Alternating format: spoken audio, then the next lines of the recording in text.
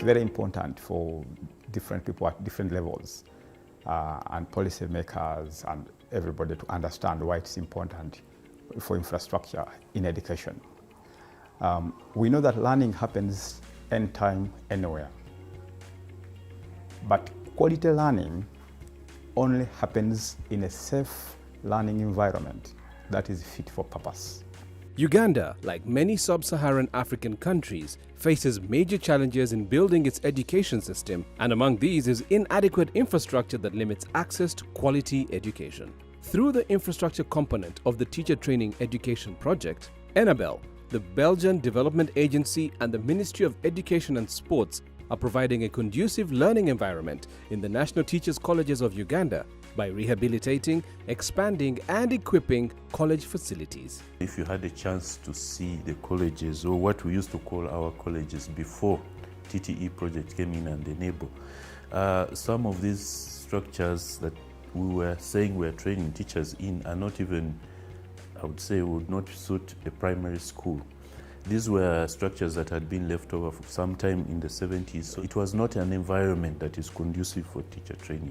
But what TTE has done is really enormous. It has transformed the face of the colleges, and the kind of buildings that we have are those that encourage learning, that encourage the teachers to feel proud that they are in a profession that is worthy. The infrastructure component, which is one of the 3 intervention areas of the TTE project, involves mainly 7 areas of our participation. One of the areas that is key, we call it the creation of space. The creation of space involves, for example, buildings, and buildings would be classrooms, buildings would be laboratories, would be staff houses, would be resource centers. It also involves outdoor spaces which support various forms of study, micro-teaching, interactive discussions and debates. And also involves places like outdoor study sheds. These are kind of customed places to encourage interaction and generate debate, which is useful in learning. Previously, when we had just arrived here in our first year when we were freshers, the college was under construction, and we were, residing in a structure which was not all that established, and we were going through a bad condition. It was too poor, where we were, to sleep in a crowd. If it could rain, water could come inside. In terms of health, we were not all that very well. If one could be infected, then all of us would be infected. But right now, now coming back, we have 4 new buildings. In the room we are 2. We are spaced, we have everything. The cupboards are there. We have now the beds. We have the nets, the mosquito nets. So far, there is a very big change. The time I came here, the lecturing facilities weren't this sufficient, given the vis-a-vis the numbers of students that we had, the population.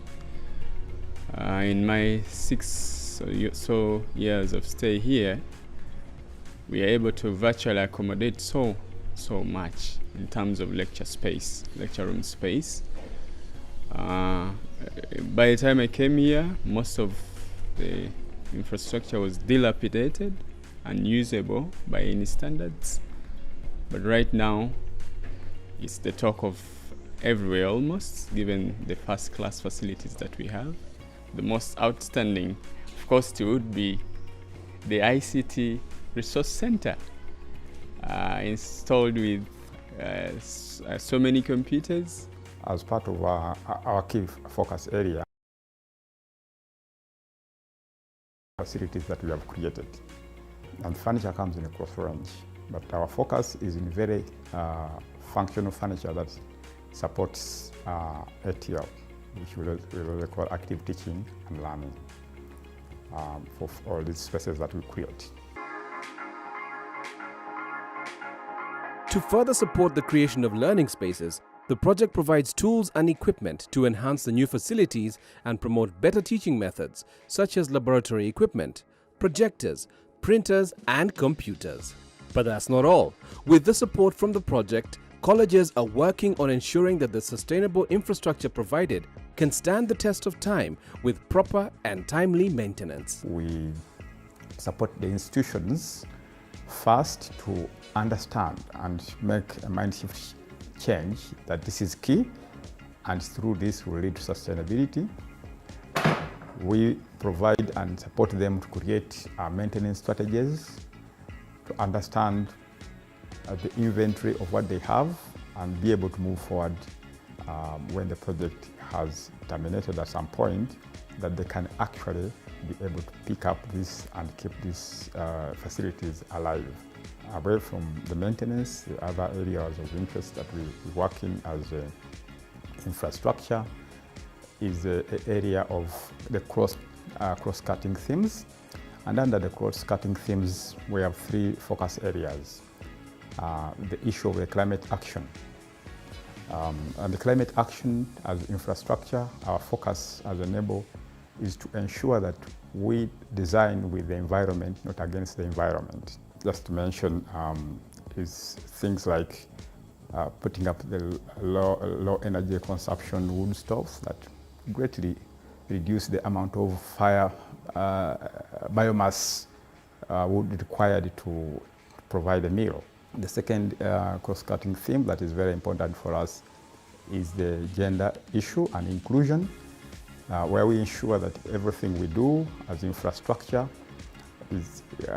takes care of the gender question, the inclusiveness, to make sure that the environment that is there is safe, a proper safe learning environment where proper learning actually happens.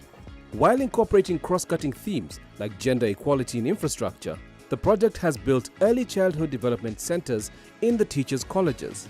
These operate by allowing new parents to balance their parental duties with their goal to pursue further education and provide extra income to the college. Other area of strong interest for us is the digital agenda. Under the digital agenda, we ensure that all the facilities we create across all that I've listed, the tools, the equipment, the buildings, the connectivity and the support to allow online studying is key. So we make sure that where the connectivities are possible, these are made. The tools to ensure that learning happens in and out of these spaces is really part of the design consideration. To ensure its success now and in the future, the project has adopted a knowledge-sharing approach that supports feedback and information flow from beneficiaries and partners to inform its decision-making. It has also drafted a manifesto on climate-responsive design that is making strides in documenting and influencing infrastructure policies in line with the climate action agenda. The existence of these colleges as they are can actually demonstrate the contrast between where the infrastructure has taken shape and sections of these colleges or other colleges where this kind of intervention hasn't taken shape. You will see a noticeable difference. Just to mention a few. One, for all the colleges that underwent the TT1 interventions, their enrollment went up by more than 25%.